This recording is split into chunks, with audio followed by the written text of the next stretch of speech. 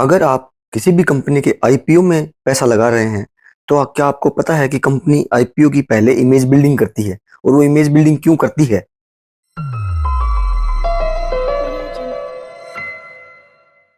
अगर आप भी आंख बंद करके हर कंपनी के आईपीओ में पैसा लगा रहे हैं, सिर्फ इसी उम्मीद से कि जैसे ही आईपीओ लिस्ट होगा तो मैं एक आईपीओ का जो शेयर्स हैं वो लिस्टेड शेयर्स को बेच के एक अच्छा खासा रिटर्न कमा के निकल जाऊंगा, तो आपको पता होना चाहिए कि आईपीओ में बहुत टाइप के इन्वेस्टर्स होते हैं, अलग अलग टाइप के, जिनको आईपीओ में एलिजिबल होते हैं वो इन्वेस्टमेंट करने के लिए।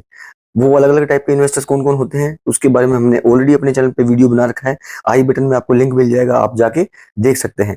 लेकिन क्या आपको पता है कि एक खास टाइप के इन्वेस्टर्स होते हैं जिनको कंपनी खुद इनवाइट करती है अपने आईपीओ में पैसा इन्वेस्ट करने के लिए? और वो ऐसा क्यों करती है, चलिए जानते हैं। वो खास टाइप के इन्वेस्टर्स होते हैं एंकर इन्वेस्टर। शायद आपने अगर आईपीओ में पहले पैसा लगाया होगा तो आपको ये नाम पक्का सुनाई दिया होगा। एंकर इन्वेस्टर्स क्या होते हैं, क्या नहीं होते हैं? अगर आपको नहीं पता है तो आज हम एंकर इन्वेस्टर्स के बारे में ही बात करेंगे कि एंकर इन्वेस्टर्स आपके लिए जानना क्यों जरूरी है अगर आप आईपीओ में इन्वेस्टमेंट रेगुलरली करते हैं तो, और उसका क्या यूज है, उसका क्या इंपॉर्टेंस है आपकी इन्वेस्टमेंट के ऊपर।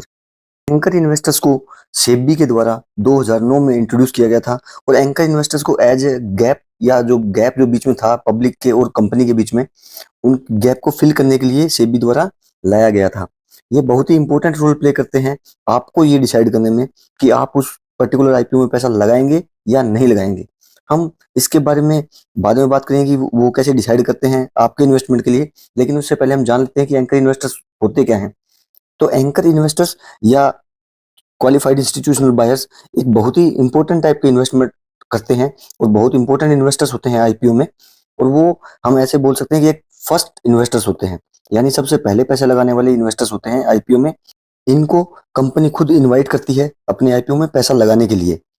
और क्योंकि ये क्वालिफाइड इंस्टीट्यूशनल बायर्स या फाइनेंशियल इंस्टीट्यूट होते हैं जिनके पास बहुत सारी रकम होती है, या ये बहुत सारे लोगों को पैसा इकट्ठा करके और फिर खुद अपना पैसा इन्वेस्ट करते हैं, जैसे कि म्यूचुअल फंड्स करते हैं, तो उसी तरह जो एंकर इन्वेस्टर्स होते हैं वो म्यूचुअल फंड भी हो सकते हैं या क्वालिफाइड इंस्टीट्यूशनल बायर्स भी हो सकते हैं, जो एक साथ बहुत सारा पैसा लगाते हैं। और जब कोई बड़ा आदमी उस कंपनी के आईपीओ के पीछे उसका नाम जुड़ जाता है या वो पैसा लगा देता है, तो एक इमेज बिल्डिंग हो जाती है। उस आईपीओ की एक इमेज बन जाती है, परसेप्शन बन जाता है लोगों के बीच में कि अगर इतना बड़ा आदमी या इतना बड़ा इन्वेस्टर जो है वो उसमें पैसा लगा रहा है, तो यानी कि उस पर्टिकुलर आईपीओ में कुछ दम होगा। तो ये जो एंकर इन्वेस्टर्स होते हैं ये सबसे पहले इन्वेस्टर होते हैं जो कंपनी के आईपीओ जब इश्यू होता है, इश्यू होने से पहले उस आईपीओ में पैसा लगाते हैं। यानी कि ये फर्स्ट इन्वेस्टर्स होते हैं और इनको आईपीओ के बारे में अच्छी खासी अंडरस्टैंडिंग होती है। ये आईपीओ की प्रोसेस के बारे में जानते हैं। और जब कंपनी का आईपीओ लिस्ट होता है या इश्यू होता है, इश्यू होने से एक दिन पहले एंकर इन्वेस्टर्स के लिए बिड स्टार्ट हो जाती है। अगर मान के चलिए पब्लिक के लिए अगर आईपीओ की जो इन्वेस्टमेंट का जो इश्यू डेट है वो अगर 5 तारीख को स्टार्ट हो रहा है, तो 4 तारीख को ही एंकर इन्वेस्टर्स के लिए इश्यू या बिड स्टार्ट हो जाएगा और 4 तारीख को इनको इश्यू हो जाता है। और ये पहले से ही प्री डिफाइंड रेट के ऊपर एक कॉन्ट्रैक्ट बनाते हैं कि हम इतने शेयर्स इतने फिक्स रेट के ऊपर लेंगे ही लेंगे। लेकिन अब बात आती है कि ये ऐसा करते ही क्यों है, मतलब इनको क्या जरूरत है ऐसी? तो ये ऐसा इसलिए करते हैं ताकि पब्लिक के अंदर उस आईपीओ के लिए एक कॉन्फिडेंस बिल्डअप हो जाए, उसकी एक इमेज बिल्डअप हो जाए, ताकि लोगों को उस आईपीओ के बारे में थोड़ा और ज्यादा अवेयरनेस हो और लोग ज्यादा से ज्यादा इसमें पैसा इन्वेस्ट कर सके। या हम यूं कह सकते हैं कि उस आईपीओ के बारे में माहौल बनाने के लिए जो एंकर इन्वेस्टर्स हैं उनका यूज किया जाता है या एंकर इन्वेस्टर्स अपना पैसा इन्वेस्ट करते हैं। एंकर इन्वेस्टर्स के लिए कितना सब्सक्रिप्शन होता है? ये मैक्सिमम 30% जितना आईपीओ होता है, आईपीओ में जितने शेयर्स अलॉट होने होते हैं उसके मैक्सिमम 30% तक अपना जो पैसा है वो लगा सकते हैं और 30% तक के जो शेयर है वो खरीद सकते हैं। इसको अगर हम एक एग्जांपल के साथ समझने की कोशिश करें कि यानी कोई कंपनी है, मान के चलिए XYZ कंपनी है, उसने आईपीओ लाना है और उस आईपीओ में उसको 10,000 शेयर जो है वो इश्यू करने हैं। तो जैसा कि हमने बात की कि 30% शेयर जो है वो एंकर इन्वेस्टर्स ले सकते हैं, तो इसका मतलब क्या है कि 3,000 शेयर जो है वो एंकर इन्वेस्टर्स अपने लिए रिजर्व कर सकते हैं और बचे हुए 7,000 शेयर पब्लिक के लिए कंपनी ऑफर करती है।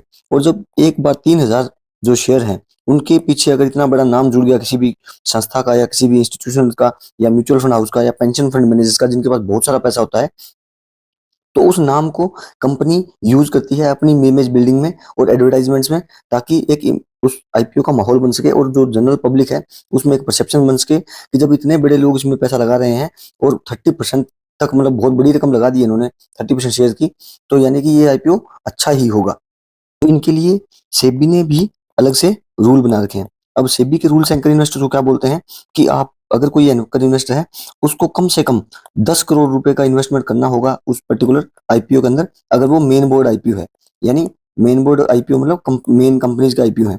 लेकिन एक दूसरे टाइप के आईपीओ भी होते हैं, एसएमई आईपीओ, उनके अंदर एंकर इन्वेस्टर्स को 5 करोड़ रुपए का इन्वेस्टमेंट करना होगा। और जब जैसे कि हमने बात की कि इनका जो बिडिंग है वो नॉर्मल जो इशू होता है आईपीओ का बिडिंग जो डेट उससे एक दिन पहले इशू होता है। तो एक बार जब इन्होंने बिड कर दिया कि इस पर्टिकुलर रेट के ऊपर हम इतना शेयर खरीदेंगे, तो उसके बाद वो चेंज नहीं कर सकते हैं, ये सेबी का रूल है। और दूसरा ये कि जब इन्होंने शेयर ले लिए तो उनका एक लॉक इन पीरियड होता है। ये जानना हमारे लिए बहुत जरूरी है। अगर हम रिटेल इन्वेस्टर हैं और आईपीओ में कंटिन्यू इन्वेस्ट कर रहे हैं तो हमारे लिए जानना बहुत जरूरी है कि एंकर इन्वेस्टर्स का लॉक इन पीरियड होता है।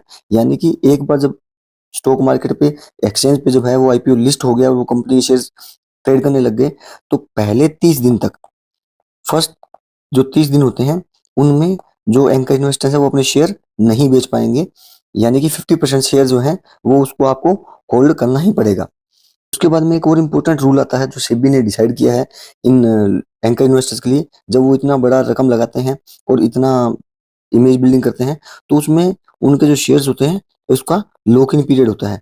लॉक इन पीरियड यानी कि जो आपके जो शेयर है, मान के चलिए उन्होंने जितने भी शेयर लिए उसको वो फर्स्ट जो 30 डेज है, एक बार जो आईपीओ के बाद में जब लिस्टेड हो जाता है शेयर स्टॉक एक्सचेंज के ऊपर, उसके बाद में स्टॉक एक्सचेंज पे लिस्टेड होने के बाद में 30 दिन तक, फर्स्ट 30 दिन तक आप उसका पैसा निकाल नहीं सकते हैं, यानी आपको पैसा रखना ही पड़ेगा। और पहले 30 दिन खत्म होने के बाद में आप 50% शेयर जो है वो बेच सकते हैं, मार्केट में ऑफलोड कर सकते हैं, पब्लिक को बेच सकते हैं। लेकिन जो बाकी बचे हुए 50% शेयर हैं उनको आपको 90 डेज तक होल्ड करना पड़ेगा। और 90 डेज के होल्डिंग के पीरियड के बाद में ही आप अपना पूरा 100% शेयर जो है मार्केट में पब्लिक को बेच सकते हैं। ये एज एन इन्वेस्टर हमको पता होना चाहिए अगर आप आईपीओ में, हर आईपीओ में पैसा इन्वेस्ट करते हैं।